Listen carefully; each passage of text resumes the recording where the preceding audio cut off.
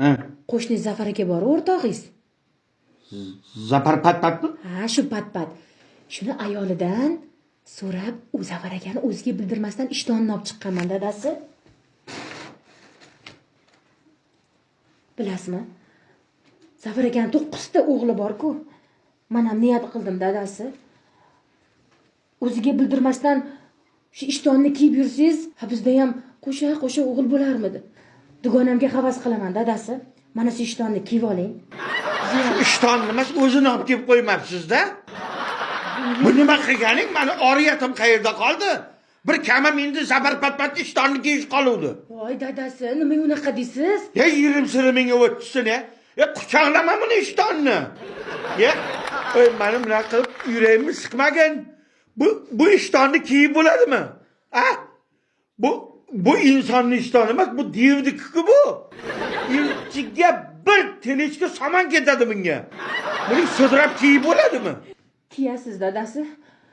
Orzularimni amalga oshirasiz. Oy, yig'ishdan ko'ksingga bosma. Nima otasiz?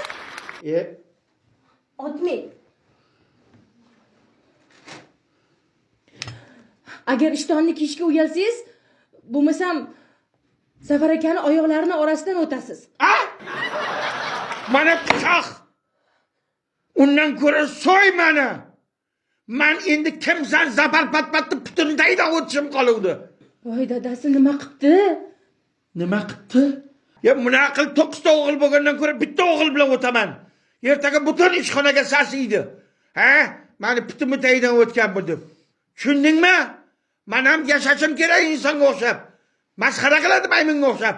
Choyni qo'y, ko'p gapirmagin. Ya.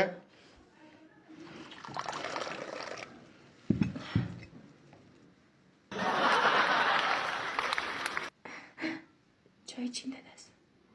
Nima qilib qo'yding? Boylik dadasi, ertalabdan boylik tushdi choynakdan. Ha, boshimga surtdim. Irimi shunaqa-da.